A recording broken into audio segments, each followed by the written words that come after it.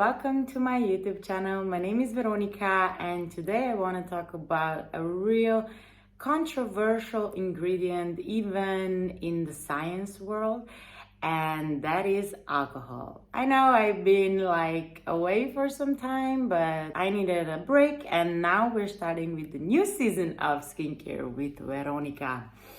But before we start, of course, please subscribe. It means a lot and it helps to boost my YouTube algorithm so more people can discover my channel and watch my videos. Let's start with alcohol. Why is alcohol such a controversial ingredient? You can see that a lot of products have no alcohol written on them as a side of this is good, the product is better because it doesn't contain any alcohol. When in fact, maybe this is just a little bit too much fear-mongering around it.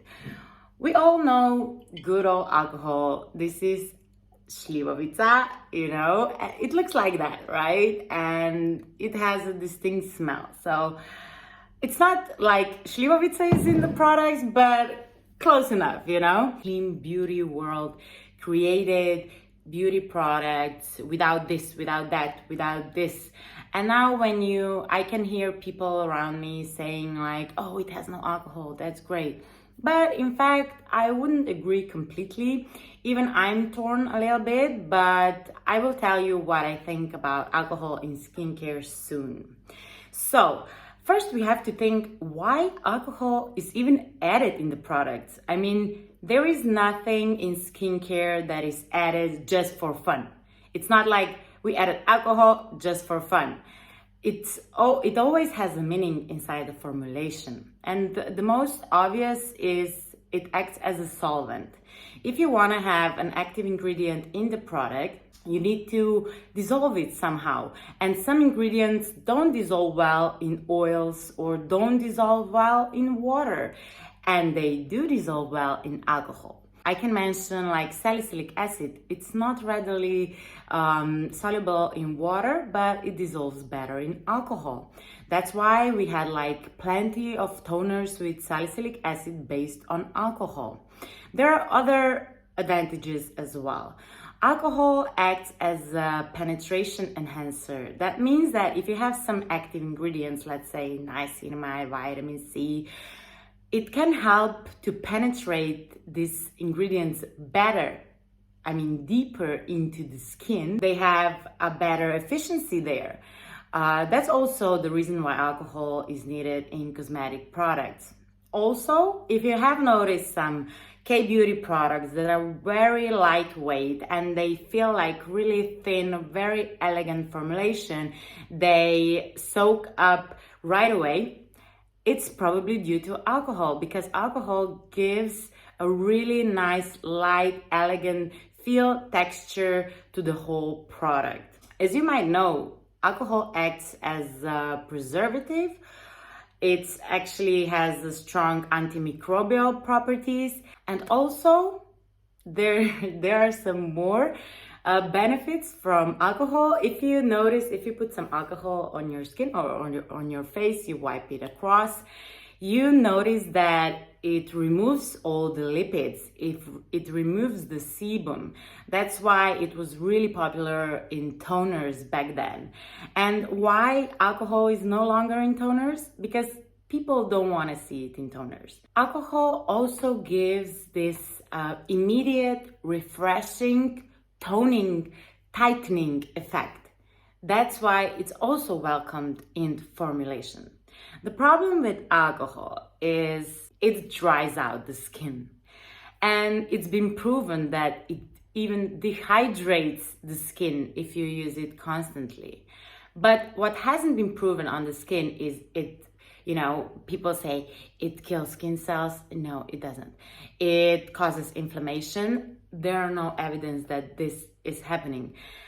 But there is a main concern that if you use alcohol regularly, so if you have a product with a high percentage of alcohol, your skin barrier might get damaged. But not everybody agrees with that, because it's been proven that alcohol actually evaporates in a matter of seconds. So these are like two poles, and I think there is more research needed to confirm either one of them. You can think of this COVID situation when everybody was sanitizing the hands. Yes, they got really dry, but that's about it. For the most of us, we just had like a bit more dry hands, and we just, use the moisturizer or something like that to repair the problem. So I don't think that alcohol damages the skin barrier, but it dries it out. That's why my opinion on alcohol is, if you turn around the product and you see alcohol in first like 5 spots, then actually you can even smell it in a formulation, and I hate that. Like, it destroys the whole effect of the product for me. If I can smell the alcohol, I won't use that product at all. If the alcohol is like, somewhere in the middle or at the end, there is no concern, I guarantee you, because it's probably a solvent for some kind of extract that cannot be dissolved in water or oil, or it's probably a solvent for a fragrance that is dissolved in alcohol. If you think about perfuming industry, they use alcohol as a solvent as well. You spray your perfume on your skin as well. And I think it's so interesting, like, why you can sometimes find denatured alcohol. That means that some ingredients has been added. It's been processed in the way that it's not tasty anymore, because back in the days, some alcoholics, even if they didn't find any alcohol at home, they opened a bottle of perfume and they just drank it. I mean, yeah, alcoholism is a problem. That's why we have denatured alcohol in the products, and it acts in the same way. It's the same thing basically, but you have to be careful as well, because not all alcohols are the alcohols that we're talking about. If you think about glycerin with other name glycerol, if it has O at the end, it's alcohol, but it's a humectant. And then we have cetearyl alcohol. It's not the alcohol that you think it is. It's actually an emollient.